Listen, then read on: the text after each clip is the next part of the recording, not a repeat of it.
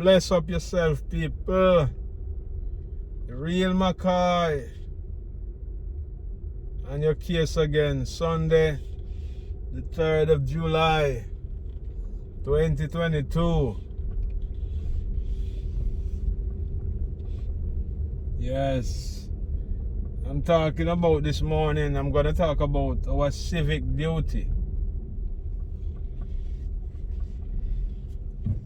You know, as a civilized country and community, your civic duties must always be in what take place around you. Like your school, your community, your police force, and your election process. One of the ways you can participate in your civic duty is joining a political party and vote in an election.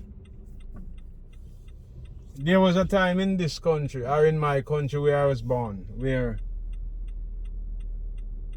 only certain people could have vote for the leader they choose to lead them, or the party they choose. You gotta be men, and men of high stature, meaning that you own land, you have money in the bank, and all them things.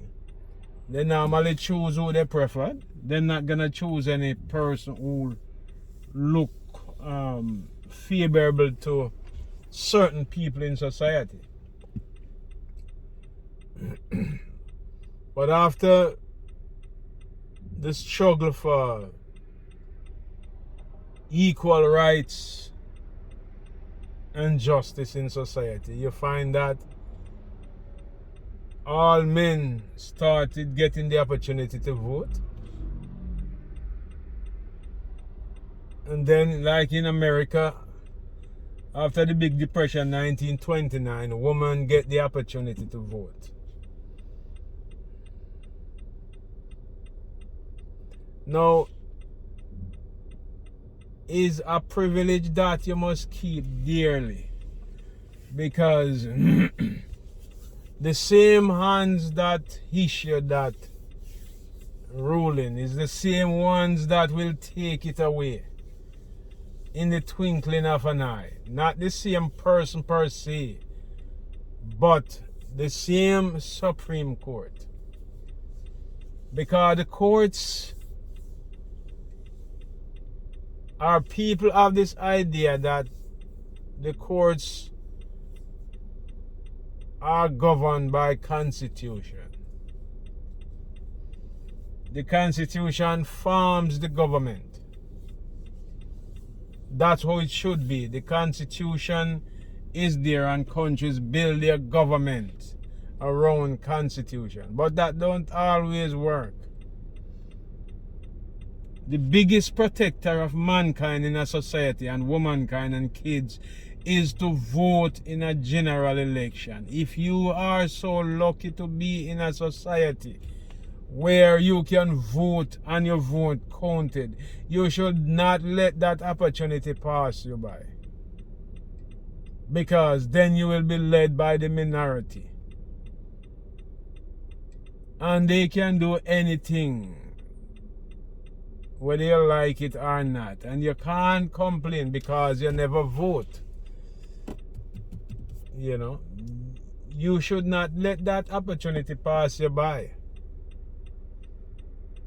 Because democracy is fragile. Democracy is not a given to all men, women, or children. You have to nourish it. It's like a plant. You water it, you fertilize it, you feed it with nutrition and let it grow. And continue until you are not here anymore. Somebody else take up that. Right? As soon as you let go of that, you feel like, oh, we reached the place that we don't need democracy again. That's where you're wrong. Because there is gonna be some government who come and think that you have too much rights. You know, there's gonna be a government who come and say we have too much rights. We're gonna take away some of your rights. A lot of people fantasize about Russia and China and Cuba and Venezuela, where I would call it dictators run their country with a iron fist. If you think that's what you want, then it's up to you. I love freedom. I love freedom. But if you don't love freedom, that is up to you. And if you don't think that you can lose your democracy, anywhere, any country in this world, you can lose your democracy and autocracy take over. Right? You can lose.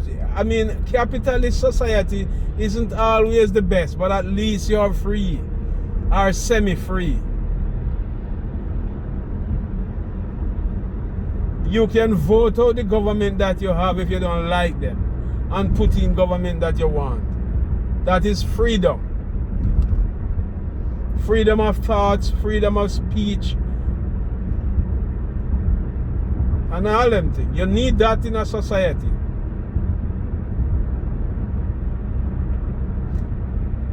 The first three words that define the Constitution, the American Constitution I'm talking about, is we the people. We the people. And if you notice the American Constitution, they don't use sir, the honorable this and the honorable that, because they were running from the British anarchy, where you have a king and a queen and a title and this and that. You don't have that in America. They try to form a union between 50 states, but it's fragile because not all the state does not agree at one time about anything at all. They hardly agree about anything. But nothing going wrong with that. Unless, as long as you can compromise, that is the biggest thing in life.